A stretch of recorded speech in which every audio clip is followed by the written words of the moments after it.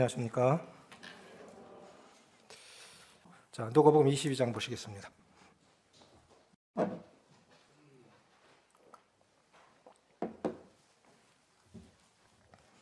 누가복음 22장 39절부터 42절입니다.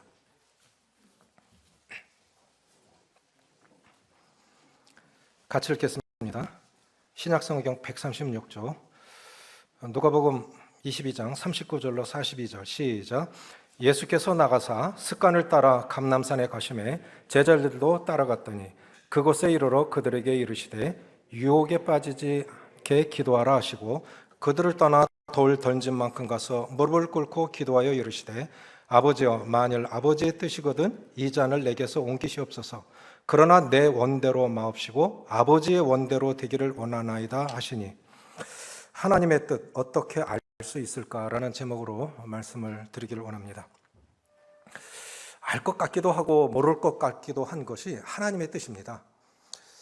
굉장히 어려운 것 같기도 하고 또 어떻게 보면 단순한 건데, 또 하나님의 뜻이 이때는 이렇고 저때는 저렇고 또 시기마다 장소마다 또 다른 것 같고, 그래서 참 어렵기도 하고 쉽기도 한 것이 하나님의 뜻이라고 그렇게 생각이 되어지는데, 이 주제가 왜 중요하냐면 결국 인생은 하나님의 뜻에 따라 살았느냐 아니면 내 뜻에 따라 살았느냐로 결정되기 때문입니다. 주님은 죽음의 순간에서조차도 인간의 몸을 가지신 주님이 십자가에 죽는 것이 무엇인지 몰랐겠어요? 할 수 있으면 이 잔을 내게서 죽음의 잔을 옮겨주십시오. 그러나 내 뜻대로 마시고, 여기 이제 이번에는 원이라고 그랬는데 사실 공동 번역이 더 좋죠. 내 뜻대로 마시고 아버지의 뜻대로 되기를 원하나이다. 사람이 살아가면서 죽음보다 더 큰 문제가 어디 있어요? 죽음의 순간에서조차도 하나님의 뜻을 구했습니다. 저는 코로나를 지나면서 우리 성도님들은 코로나 2년 1개월을 지나면서 어떤 교훈을 받으셨습니까? 나름 사시면서 다 교훈을 받으셨겠지만 저는 딱 한 가지 교훈 받은 것이 있습니다. 오늘 주제입니다. 이 코로나 상황 가운데서 내가 하나님의 뜻을 구했냐, 방역에 더 집중했느냐. 물론 여러모로 다 잘하신 것들 많아요. 온라인 성경 공부를 했고, 또 2부 예배를 드렸고, 2부 예배를 채택을 했고, 온라인 구제 바자회 해서 선교지도 도왔고, 코로나 걸렸다니까 음식을 나눠드리고, 다들 잘하셨는데, 잘하신 거 정말 많은데, 근데 내 편에서 그럼에도 불구하고 한편에 개운치 않은 것 한 가지가 있는데, 제 마음을 더 많이 차지하고 있었던 것이 방역이 아니었나, 그런 생각을 가져봅니다. 물론 그것이 중요해요. 심지어 교회에 경찰이, 공무원이 매주 감시하는 교회들도 있고 그랬어요. 우리 한 번도 구설수에 오른 적 없고 성도들 건강 지켰고 다 잘했습니다. 그럼에도 불구하고 제 마음 가운데 한켠에는 이 상황 가운데서 코로나보다 그 상황 가운데서 더 중요한 하나님의 뜻을 구했나? 안 구한 것은 아니지만, 하나님 이런 가운데서는 어떻게 되죠? 이런 상황 가운데서 어떻게 복음을 전해야 되죠? 이런 상황 가운데서 성도의 교제는 어떻게 됩니까? 이 상황 가운데서 말씀은 어떻게 가르쳐야 되는 거죠? 더 큰 고민은 하나님의 뜻을 구해였어야 되는 것인데, 그러나 코로나가 아닌 제2의 코로나, 아니면 또 다른 상황, 수많은 사람이 살아가면서 최악의 상황들을 다양하게, 지금은 아닐지라도 앞으로 접할 수 있고, 똑같은 것이라도 또 다른 모양으로 다가올 것인데, 그런 상황 가운데서도 흔들리지 않고 구해야 할 첫 번째 것, 가장 우선적인 것, 근본적인 것, 하나님 앞에 구해야 한다면 그것은 하나님의 뜻을 구하는 것이라 하는 것입니다.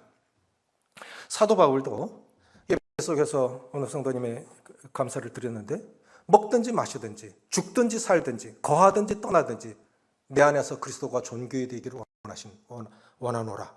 그게 뭐냐면 결국은 죽어도 괜찮아, 그게 주님의 뜻이라면 살아야 돼. 죽는 게 차라리 낫겠다, 너무 힘드니까. 그래서 살아야 되는 거예요.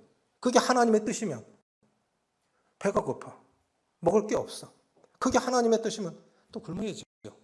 낮추시는 대로 또 해야 되죠. 중요한 건 그 상황이 아니고 내가 아닌 것 같아요. 내 자신의 삶의 모습이나 이런 처지가 아니라 그 가운데서 나를 향하시는 하나님의 뜻이 무언가를 발견하는 것이 가장 중요하다고 생각이 되어지는데, 조지 트루엣이라고 하는 그 신학자가 이런 얘기를 하셨는데요. 인간이 가질 수 있는 최고의 지식은 하나님의 뜻을 아는 것이고, 인간이 행할 수 있는 최대의 업적은 하나님의 뜻을 행하는 것이다. 저는 이거 참 중요하다고 생각이 되집니다. 인간이 가질 수 있는 최고의 지식은 하나님의 뜻을, 자신을 향하신 하나님의 뜻을 아는 것이고, 인간이 행할 수 있는 최고 업적은 하나님의 뜻을 행하는 것이라는 것이죠. 왜냐하면 아무리 뛰어난, 아무리 많은 지식을 소유했다 할지라도 자신을 향하신 하나님의 뜻을 아는데 실패하면 결국은 그 삶은 아무것도 아닌 것이고, 아무리 위대한 업적을 이루었을지라도 그것을 하나님이 기뻐하지 않으시고 하나님과 아무런 상관도 없는 업적이라면 결국은 실패한 인생이라는 거죠. 솔몬 보십시오. 동산도 만들고 어마어마한 것을 이루어놨는데 헛되니 모든 것이 헛되도다. 이 모든 것을 들었으니 너는 여호와의 말씀을 순종하고 복종할지어다. 결국은 나는 실패했으니까 너희들 그렇게 살지 마. 이 뜻 아닙니까? 그래서 가장 중요한 것은 하나님의 뜻을 구하는 것이라고 생각이 되어지고, 그래서 모든 사람들은 하나님의 뜻을 알아야 됩니다. 하나님의 뜻을 알라고 하는 말씀은 명령형으로 주어졌어요. 에베소서 5장 17절에 보면 그러므로 어리석은 자가 되지 말고 오직 주의 뜻이 무엇인가 이해하라. 결국 무엇이 어리석은 삶입니까? 어리석은 자가 되지 말고 오직 주의 뜻이 무엇인지 이해하도록 하라. 또 우리 잘 아시는 로마서 12장 2절의 말씀, 너희는 이 세대를 본받지 말고 오직 마음으로 변화를 받아 하나님의 선하시고 기뻐하시고 온전하신 뜻이 무엇인지 분별하도록 하라. 이 시대에 어떻게 사는 것이 하나님의 뜻일까? 그걸 물어 답하는 것이 신앙이라고 생각이 되집니다. 주님 또 야고보서 4장 15절에 이렇게 말씀하셨는데, 너희가 도리어 말하기를 주의 뜻이면 우리가 살기도 하고 이것저것을 하리라 할 것이거늘. 주의 뜻이면 여기까지, 그럼 내 명은 거기까지. 어떤 분은 사는 게 지루하다고 그래요. 주님이 그렇게 살면서 기도하라고 살게 하시면 사는 거예요. 어떤 분은 일찍 가요. 자식이 부모를 못 얻어드려야 되는데 부모가 자식을 못 얻어요. 기가 막히죠. 그게 하나님의 뜻이면 받아들여야 되지 않겠습니까? 근데 때때로 분별에 대해서 이제 혼란을 겪는 경우가 있는데 왜 그럴까? 이 하나님의 뜻에 대해서 혼란을 느끼는 경우가 있어요. 어떤 경우냐면 영적으로 첫 번째 가장 중요한 건 미숙해서 그래요. 영적으로 미숙해서 하나님의 뜻을 분별하는데 어려움을 겪습니다. 고린도전서 13장 11절에 보면 내가 어렸을 때는 말하는 것이 어린아이와 같고 깨닫는 것이 어린아이와 같고 생각하는 것이 어린아이와 같다가 장성한 사람이 되어서는 어린아이의 일을 버렸노라. 성숙하지 못해서 그래요. 두 번째는 뭐냐면 서로 상반된 조언을 듣기 때문입니다. 청년 형제 자매가 교제를 해요.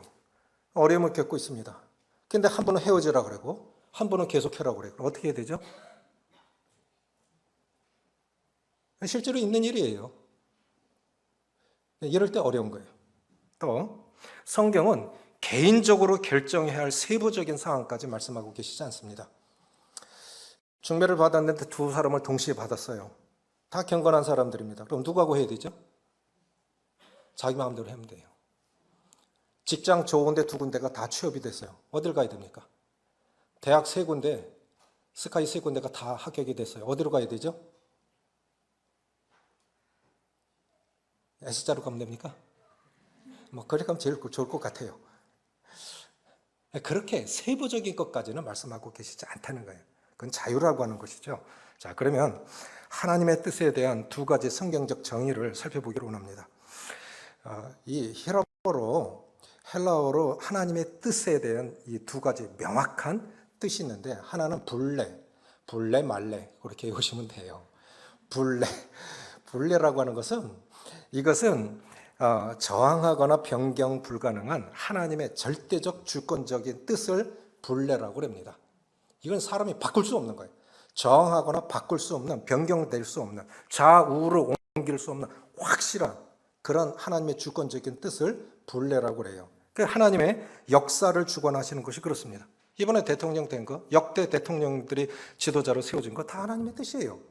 다니엘서 4장 12절을 보면 하나님은 그렇게 말씀하셨죠. 지극히 높으신 자가 인간 나라를 다스리며 자기의 뜻대로 그것을 누구에게든지 주시는 줄을 알기까지 하리라. 권세는 하나님이 내시는 거예요. 그래서 사람이 못 바꾸는 거예요. 또 우리 주님이 십자가를 지신 것도 사도행전 2장 32절에 보면 그가 하나님의 정하신 뜻과 미리 아신 대로 내어준 바 되었거늘 너희가 법 없는 자들의 손을 빌어 못 박아 죽였으나. 이게 하나님의 뜻이니까 그건 바꿀 수가 없는 거죠. 그리고 구원도 모든 일을 그의 뜻의 결정대로 행하시는 이의 계획을 따라 우리가 예정을 입어. 그러면 하나님이, 그게 이제 예지예정론이라고 장로교에서 하는 얘기인데, 이런 거예요. 일반 장로교나 일반 교회에서는 예정론을 믿어요. 그러니까 어떻게 살 때 넌 구원받게 돼 있어. 그러면 지금 교회 안 나가도 구원받아. 어떻게 해도 너는 구원 못 받을 사람이야. 그러니까 교회 안 다녀도 안 된다. 이게 아니라는 거예요. 구원은 내가 믿어. 내 결정으로 믿어서, 내 선택과 결정으로 예수님을 믿어서 구원받았는데 구원받고 들어가서 보니까 그 안에 뭐가 좀, 내가 이미 너를 영원전에 택하였노라. 구원받고 들어가서 보니까 하나님이 나를 택하셨다는 거예요. 그것이 하나님의 주권이라는 뜻이죠. 또 하나는 뭐냐면 이제 딜레마라고 하는 뜻인데, 이것은 저항하거나 변경 가능한 하나님의 허용적인 뜻입니다. 예를 들어서 디모데전서 2장 4절에 보면 하나님은 모든 사람이 구원을 받으며 진리를 아는 데 이르기를 원하시느니라. 하나님은 모든 사람들이 구원받기를 원하세요. 그렇죠? 그런데 구원받는 사람도 있고 못 받는 사람도 있죠. 그 하나님, 모든 사람이 구원받기를 원하시는 것이 하나님의 뜻인데 내 결정에 의해서 그것이 안 될 수도 있다는 거예요. 또 데살로니가전서 4장 3절에 보면 하나님의 뜻은 이것이니 너희의 거룩이니라. 거듭난 그리스도인인데도 거룩하게 살아야 되는데 거룩하게 살지 못할 때 있어요. 그렇죠? 우리도 그럴 때 있고 다른 분들도 그럴 때 있잖아요. 그러니까 하나님의 뜻이 그것을 행하는 사람의 의도에 의해서, 의지에 의해서 거부될 수도 있고 변경될 수도 있다는 거예요. 이 두 뜻 가운데 근데 이제 중요한 것은 이런 것입니다.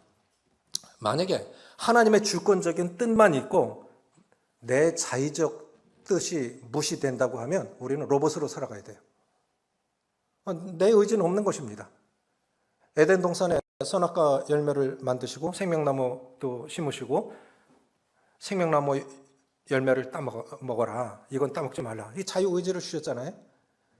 우리에게 만약에 네 마음대로 살아가라. 그럼 이 세상은 어떻게 될까요? 하나님의 주권적인 뜻이 없고, 그러니까 본래는 없고 딜레마만 있다면, 보통 딜레마 그러면 황색불이 들어왔어요. 신호등 앞에서 갈까 말까 에라 모르겠다. 그럼 이제 찍히는 거예요. 이걸 이럴 때 딜레마로 쓰는데 사실은 그 뜻은 아니에요. 딜레마라고 하는 것은 하나님의 뜻은 이거예요. 그런데 내 의지에서 이렇게 될 수도 있고 저렇게 될 수 있어요. 그 책임은 내가 지는 겁니다. 그런데 그 딜레마라는 단어 속에 뭐가 들어있느냐면 하나님의 소원이라는 뜻이 들어있어요. 우리가 꼭 기억하셔야 돼요. 구원 못 받을 수 있어요. 그런데 하나님의 본 뜻은 그가 구원받는 거예요. 하나님은 모든 사람이 구원을 받으며 진리를 아는 데 이르기를 원하시는데 또 불구하고 그 사람은 계속 거부해요. 거부될 수 있는 거예요. 그 사람의 의지에 의해서. 이것이 딜레마라고 하는 것입니다. 만약에 하나님께서 인간 역사 가운데 주권적으로 개입하지 않으시면 교회 역사 가운데, 우리 가정사 가운데도 하나님의 때때로 주권적으로 간섭하지 않으시면 가정생활도 굉장히 힘들고 교회도 나라도 안 될 것 같아요. 인간은 그것을 지킬 능력이 없어요. 굉장히 혼란스러울 것 같아요. 그래서 내 삶 속에도, 내 가정사 속에도, 교회사 속에도, 그리고 각 나라 역사 속에도 하나님이 주권적으로 때때로 간섭하셔서 주관해 주셔야만 지켜질 수 있다고 생각이 되집니다. 중요한 건 뭐냐면 하나님의 주권적인 역사 속, 하나님의 주권적인 뜻 가운데서 내 뜻을 어떻게 순종하고 복종하느냐의 여부에 의해서 내 삶은 얼마든지 바뀔 수 있다, 그렇게 생각이 되어집니다. 그럼 이제 구체적으로 하나님의 뜻을 발견하는 방법들은 무엇일까? 여기서 먼저 주의해야 할 것이 있습니다. 우리는 매일매일 하나님의 뜻을 물어 사는 사람들이 그것이 그리스도인의 삶입니다. 매일매일 하나님의 뜻을 물어 사는. 주님 기도 왜 하셨습니까? 사람들이 많이 모였어요. 거기서 복음 전하시면 좋지요. 그런데 주님 새벽 기도하시고 저 마을로 가자. 주님 그렇게 기도하시고 하나님의 뜻을 물어서 걸리 가신 거예요. 우리도 매일매일 순간순간 이럴 때는 어떻게 말해야 되죠? 복음 전하러 가고 누구를 만나러 가고 이럴 때는 어떻게 해야 되죠? 매일매일 순간순간 주님의 뜻을 물어 사는 것이 그리스도인의 삶인데, 중요한 것은 뭐냐면 하나님의 뜻을 알고자 할 때 진짜 중요한 건 뭐냐면 내가 하나님께서 하나님의 뜻을 보여주시면 하나님의 뜻에 복종하고자 하는 의지가 있느냐 하는 거예요. 그냥 떠보는 식으로 하는 분들 참 많아요. 이미 마음 가운데 결정을 했어요. 저기서 장사하기로 계약까지 했어요. 그리고 저한테 와서 상담을 해요. 제가 뭐라고 그래야죠? 이미 누구하고 딱 마음을 정해놨어. 그리고 상담을 해요. 아니면 뭔가를 결정해놓고 저한테 와서 물어요. 상담의 의미가 없어요. 하나님의 뜻을 그냥 떠보는 거예요. 자, 이스라엘 바벨론에 망했습니다. 그런데 바벨론에 주둔하고 있는 사람들을 죽였어요. 그러니까 그걸 큰일 났다. 그래서 애굽으로 도망가자. 그런데 사람들이 이제 예레미야에게 묻습니다. 우리가 그 말씀 인용하는데 잘 생각하셔야 돼요. 우리의 갈 길과 할 일을 보여주소서, 이렇게 물었어요. 야, 굉장히 거룩하죠? 우리의 갈 길과 할 일을 보여주소서. 우리가 당신을 우리 하나님 여호와께 보내면 그의 목소리가 우리에게 좋든지 좋지 않든지를 막론하고 순종하려 함이라. 우리가 우리 하나님 여호와의 목소리를 순종하면 우리에게 복이 있으리다. 아멘. 하나님의 말씀을, 하나님의 목소리를 순종하면 복이 있는 거예요. 그리고 가서 물어보래. 그 예레미야가 기도했어요. 그러니까 애굽으로 내려가지 말라. 애굽으로 내려가면 하나님 보호하시지 않는데요. 그런데 이미 그들은 마음 가운데 애굽함을 결정해 놓고 떠보는 거예요. 떠보는 거예요. 그 예레미야가 여호와께서 애굽으로 내려가지 말라 하신다. 여기 머물라. 때때로 머물라 할 때 떠날 때도 있고 떠나라 할 때 머물 때도 있죠. 중요한 건 내 뜻이 아니에요. 그분이 어떻게 말씀하시느냐를, 그래서 하나님의 뜻을 물을 때, 여쭐 때 가장 중요한 것은 내 뜻과 다르게 하나님의 뜻을 보여주실 때 정말 순종할 각오가 돼 있냐? 이게 가장 중요합니다. 그렇지 않고 떠보기식으로, 간보기식으로 이렇게 하는 사람에게 하나님의 뜻을 묻는 것은 그건 죄를 짓는 거예요. 좀 심하게 표현했다고요? 아닙니다. 야고보서에 보면 선을 행할 줄 알고 행치 아니하면 죄니라. 우리 마음 가운데 어떻게 행해야 하는지에 대한 분별력이 있어요. 어떻게 해야 맞다고 하는 것에 대한 성령의 가르침이 있습니다. 그런데 선을 행할 줄 알고도 행치 아니하면 죄인이라 하셨기 때문에 하나님께서 내 마음에 나침판과 같은 어떤 기준을 주셨는데도 불구하고 그냥 내 마음은 결정해놓고 물어요. 그리고는 내 마음대로, 내 뜻대로 합니다. 그럼 죄를 짓는 거예요.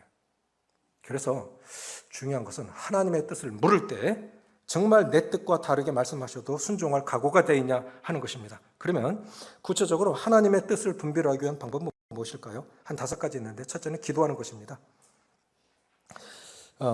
골로새서 1장 9절에 이로써 우리도 듣던 날부터 너희를 위하여 기도하기를 그치지 아니하고 구하노니 너희로 하여금 모든 신령한 지혜와 총명에 하나님의 뜻을 아는 것으로 채우게 하시고, 사도 바울이 골로새 성도들을 향한 간절한 기도 가운데 하나가 그게 내 자녀들이 세상에서 잘 되기보다 하나님의 뜻 가운데 살았으면 좋겠다. 아무리 잘 돼서도 하나님의 뜻 가운데 있지 않고 뜻 가운데 살지 않으면 부모 삶도 헛된 거예요. 본인의 삶도 헛되고 본인의 삶도 부모의 삶도 헛된 것입니다. 교회도 아무 의미가 없는 거예요. 교회에서 그렇게 가르치지 않았으니까. 그래서 무엇을 기도해야 되느냐? 하나님의 뜻을 이해할 수 있도록 기도해야 되고, 또 하나는 뭐냐면 하나님의 뜻을 순종할 수 있는 마음을 달라고 기도하셔야 됩니다. 여호수아 여리고성 뭐 싸우지도 않고 그 어마어마한 여리고성 정복을 했어요. 기브온 거민들이 와서 사기를 친 거죠. 우리가 굉장히 먼 데서 왔는데 너무 거리가 멀어서 이 빵도 곰팡이가 났고 이렇게 됐는데 우리하고 화친합시다. 야, 이거 싸우지도 않고 이겼네. 이 화친을 했어요. 그게 하나님의 뜻입니까? 하나님의 뜻이 아니에요. 그래서 어떻게 해요? 모든 백성들이 다 족장들을 원망하니라. 그래서 특별히 인도자들은 어려워요. 무엇인가 결정하면 그 공동체가 전체가 그 방향으로, 잘못된 방향으로 가야 하기 때문에 인도자들이 특별히 깨어있지 않으면 어려운 것입니다. 국가 지도자는 더하고 교회 인도자들도 영적으로 그래서 교회는, 성도들은 인도자들을 위해서 정말 기도해 주셔야 돼요. 다른 것 말고 인도자들이 바른 설정, 바른 방향 제시를 할 수 있도록 기도하셔야 됩니다. 그게 잘못되면 이제 공동체에게 원망을 듣는 것이죠. 그래서 기도란, 주님도 그 인간에게 있어서 가장 이 어려운 것이 죽음을 맞이하는 것이 아닙니까? 그것도 홀로 맞이하는 건 아닙니까? 그런데 죽음 앞에서도 주님께서 물으신 것은 내 뜻대로 마시고 아버지의 뜻대로 되기를 기도하셨습니다. 두 번째는 뭐냐면 하나님의 말씀입니다. 그래서 하나님의 뜻을 분별하는 데서 가장 중요한 것, 제일 먼저 생각해야 할 것은 기도. 오늘은 어떻게 사는 것이 주님의 뜻일까요? 누구를 만나는 것이 주님의 뜻일까요? 어떻게 하는 것이 주님의 뜻일까요? 이건 굉장히 중요합니다. 돈을 어떻게 써야 되죠? 이건 내 돈이 아니고 주님의 돈인데, 저는 재물의 청지기고 시간의 청지기고 은사의 청지기인데 어떻게 살아가야 되죠? 재물도 망하면 안 되는 거예요. 그 내 돈은 아닌 거예요. 시간도 그렇게 마음대로 쓰면 안 되는 거죠? 물론 우리가 실수할 수 있어요. 그런데 내 거라고 생각하면 마음대로 합니다. 그렇게 못하는 거죠. 그 하나님의 말씀인데, 두 번째는 뭐냐면 하나님의 뜻을 분별하는 데 있어서 중요한 기준이 되는 것이 하나님의 말씀입니다. 존 메가더 목사가 제시한 것인데 저는 이거 참 중요하다고 생각이 되죠. 매일매일 하나님의 말씀을 묵상하면서 주의 뜻을 분별하는 게 맞아요. 그런데 변치 않는 기준이 있습니다. 어떤 상황 가운데서도 매일매일 주시는 말씀으로 분별해서 하나님의 뜻을 분별해서 따라가는 게 맞는데, 하여간 상황에 관계없이 하나님께서 말씀하신 기준점이 있어요. 그게 5가지예요. 첫 번째, 요한복음 6장 40절을 보면 내 아버지의 뜻은 아들을 보고 믿는 자마다 영생을 얻는 이것이니 마지막 날에 내가 이를 다시 살리리라. 내 아버지의 뜻은 아들을 보고 모든 사람들이 구원받는 거예요. 그럼 이렇게 생각하시면 됩니다. 내가 정말 하나님의 뜻 가운데 살고 있나?를 분별할 때 첫 번째 기준은 뭐냐면 내가 복음에 협력하는 삶을 살고 있나? 라는 거예요. 내 아버지의 뜻은 아들을 보고 믿는 자마다 영생을 얻는 이것이니, 하나님의 가장 큰 뜻은 모든 사람이 구원받는 거예요. 그래서 내가 복음에 협력하는 삶을 살고 있느냐? 그렇지 않으면 하나님의 뜻 가운데 사는 거 아닙니다. 두 번째 말씀, 데살로니가전서 4장 3, 4절에 하나님의 뜻은 이것이니 너희의 거룩함이라. 음란을 버리고 존귀함으로 자기 안에 취할 줄 알고. 내가 정말 거룩한 삶을 살고 있나? 이것이 하나님께 영광이 될까? 교회의 덕이 될까? 그리스도인 신앙의 간증이 될까? 이 사람하고 어울려도 되나? 그것이 거룩과 관계된 것이라면 조심해야 됩니다. 세 번째는 뭐냐면 성령 충만한 생활입니다. 에베소서 5장 17, 18절 그러므로 어리석은 자가 되지 말고 오직 주의 뜻이 무엇인가 이해하라. 술 취하지 말라. 이는 방탕한 것이니 오직 성령의 충만함을 받아라. 내가 하나님의 뜻 가운데 살고 있나? 우리 인간이니까 넘어졌다 일어났다 하루에도 수없이 하지요. 구원은 순간이지만 성화는 평생에 걸쳐서 합니다. 정말 잘 변화되지 않는 것이 본성이지요. 그래도 자기 딴에는 최대히 노력해서 변화됐다고 하는데 제일 인정 안 하는 사람들이 배우자예요. 배우자가 볼 때는 당신이 그렇지. 참 힘들죠. 그런데 제일 잘 알아요.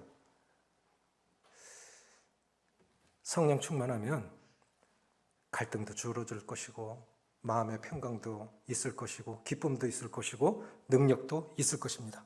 그래서 세 가지, 복음에 협력하는 삶을 살고 있냐, 거룩하고 경건한 삶을 사냐, 성령 충만한 삶을 살고 있냐. 네 번째, 우리가 잘 아시는 말씀 데살로니가전서 5장 17, 19절에 항상 기뻐하라, 쉬지 말고 기도하라, 범사에 감사하라, 이는 그리스도 예수 안에서 너희를 향하신 하나님의 뜻이니라 했죠. 그 하나님의 뜻은 뭡니까? 기뻐해야 되는 거예요. 주님이 아니니까 다른 것으로 보니까, 주님 안 보이고 다른 것이 보이니까 안 기뻐요. 기도가 꼭 시간을 정해서 하는 것만이 기도가 아닙니다. 때때로 기도하십시오. 고정적인 자리에서 시간 정해놓고 하는 것도 중요한데요. 그렇게 숙제하듯 하는 것, 기도 꼭 그것만이 기도일 수는 없어요. 우리가 왜 실수합니까?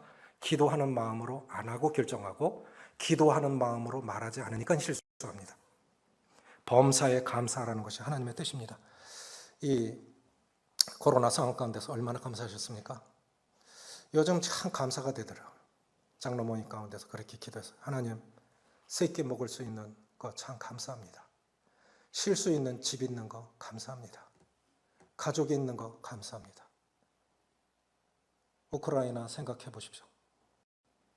스리랑카 생각해 보십시오. 1960년대에 우리나라 국민소득이 300불이었어요.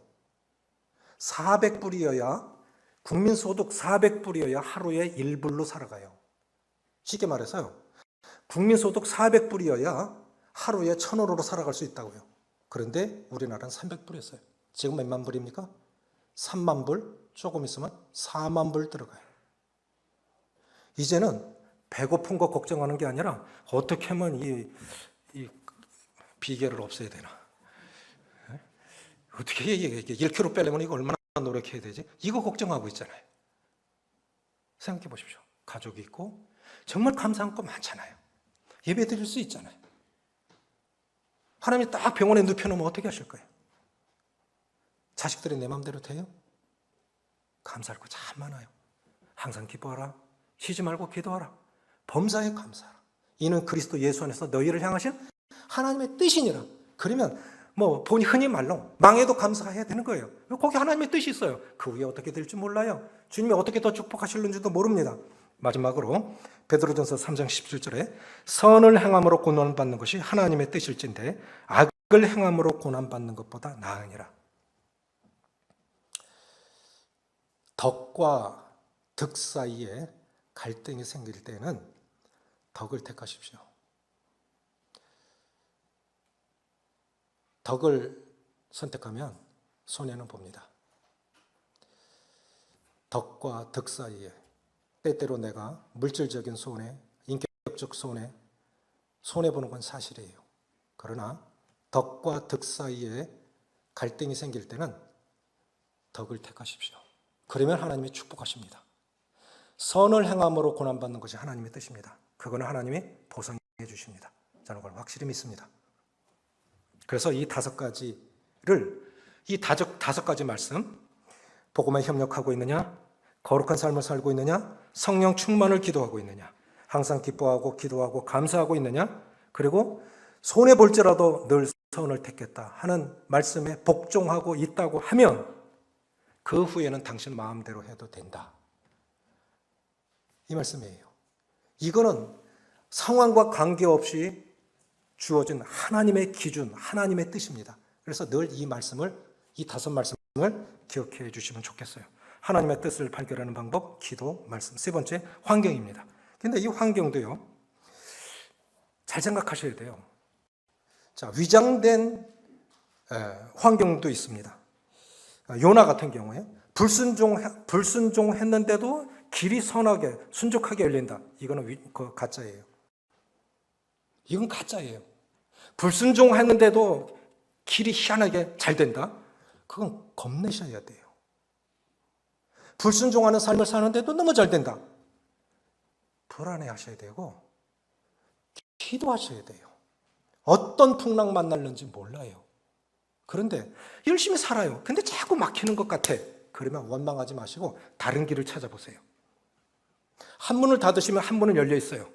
사도행전 16장에 아시아에서 복음을 전하면 계속 막으시는 것 같아요. 막는 게 보여. 근데 곧바로 내려가는데 제 소명의 말씀이에요.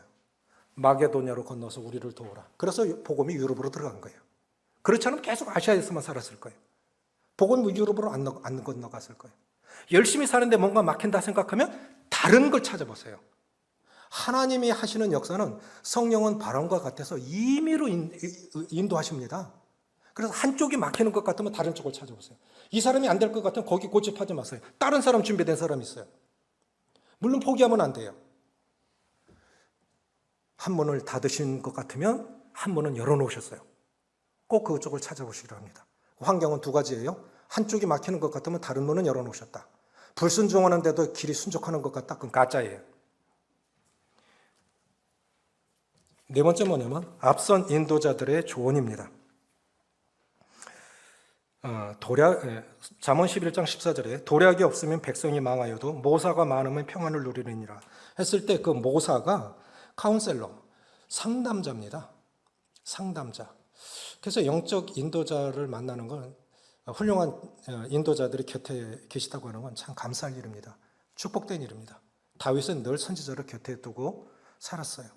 조언을 받은 거예요. 다윗의 평생 소원은 건축입니다. 내 성전 건축하고 싶은데 어떻게 하면 좋지? 선지자가 금방 기도하지 않으니까 그래. 하면 되지요. 왕이 못할 게 뭐 있어요? 하면 되지요. 그 가서 기도하는데 하지 말라 해라. 다윗은 피를 너무 많이 흘렸어. 다만 다윗의 아들 솔로몬에게 하라. 내가 못해도 아들이 하면 되지.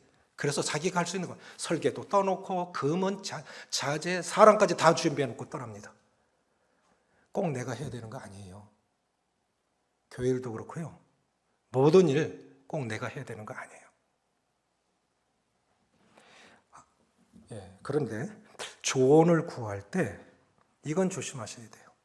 내가 좋아하는 말들만 하는 사람 가까이 하시면 위험합니다. 항상 내 편에 있는 사람, 내가 좋아하는 말만 하는 사람은 내가 하고자 하는 것을 동의받는 것이나 갖는 것과 같아요. 아무 의미가 없어요. 좌로나 우로나 치우치지 않고 때로는 아니다라고 말할 수 있는 그 사람을 찾아가셔야 돼요. 치우치면 안 돼요. 물론 사람이 온전하지 않지만 그래도 중립적인 입장에서 옳은 소리, 바른 소리 해줄 수 있는 그 사람을 찾아가셔야 됩니다. 좋은 자를 만난 것은 참 중요하다고 그렇게 생각이 되어집니다. 마지막으로 마음의 평강입니다. 골로새서 3장 15절에 보면 그리스도의 평강이 너희 마음을 주장하시게 하라. 평강을 위하여 너희가 한 몸으로 부르심을 받았나니 또한 너희는 감사하는 자가 되라. 그래서 하나님의 뜻을 물을 때 가장 중요한 마지막 방법은 마음의 평강이에요.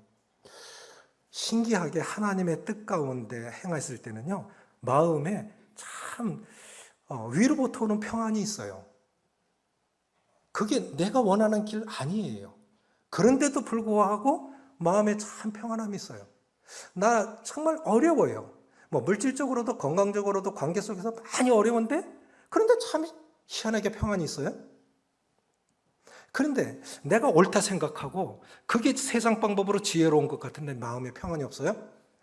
그건 주님의 뜻이 아니에요. 왜냐하면 성령께서 근심하시는 거예요. 하나님의 뜻과 그래서 하나님의 마음을 살피시는 성령께서 우리 마음에 어떤 방법으로든 개입하신다고요. 마음에 불편함을 주시든 환경적으로 어려움을 주시든 하나님의 뜻이 아니라고 하면 어떤 모습으로든 개입을 하신다고요. 이 5가지 잘 생각하시면 좋겠어요. 하나님의 뜻을 분별하는 구체적인 방법, 기도하시는 겁니다. 하나님의 뜻이 무엇인지 진짜 복종할 마음이 있는지. 2번째, 매일매일 주님의 말씀을 묵상하고 분별해서 결정하는 것이 중요하지만 존 맥거더 목사님이 말씀하신 이 하나님의 흔들림 없는 뜻 5가지 애워놓으시면 제일 좋겠죠. 3번째, 환경 조심하셔야 되죠. 위장된 환경일 수도 있으니까. 4번째, 앞선 인도자들의 조언. 그런 분들을 곁에 모시고 계시다고 하는 건 참 축복입니다. 5번째, 하늘로부터는 마음의 평강. 이런 것들을 기억하시면서 매일매일 하나님의 뜻을 물어 하나님 기쁘시게 하는 삶을 사시기를, 승리하는 삶을 사시기를 원합니다. 기도하시겠습니다. 아버지 하나님, 하늘의 뜻이 이 땅에 이루어지기를 구하라고 우리에게 말씀해 주셨습니다. 이제 우리가 사는 건 내가 아닌 하나님의 뜻 가운데 사는 것이어야 됐는데 죽음보다 더 큰 문제가 어디 있겠습니까? 죽음의 순간에조차도 하나님의 뜻을 물었던 우리 주님, 어떤 형편에서든지 하나님이 원하시는 삶, 하나님의 뜻대로 살기를 원했던 사도 바울, 그러기 위해서 이제 하나님의 뜻이 무엇인지 매일매일 주시는 말씀을 묵상하면서 하나님의 뜻을 물어 그 뜻대로 살기를 원하고, 하나님이 좌우로 옮길 수 없는 분명한 기준으로 말씀하신 그 5가지 말씀들, 또 환경 속에서 주님의 뜻을 판결할 수 있는 지혜를 주시고, 또 인도 부족할 때 앞선 인도자들, 전문적인 그러한 분들의 조언도 잘 들을 수 있도록 도와주셔서 저희에게 주신 많은 그런 다양한 축복들, 하나님의 영광과 복음 위에서 잘 쓰임받을 수 있도록 도우시기로 나왔고, 성령께서 주시는 평강으로 이끌림을 받아서 모쪼록 우리 모든 성도님들 다 하나님은 뜻 가운데 살아서 하나님의 영광이 되고 내 삶도 보람이 있고 행복하고 가치 있는 삶이 될 수 있도록 모두를 축복하시기를 원하며 우리 주 예수님의 이름으로 감사하며 기도합나이다. 아멘.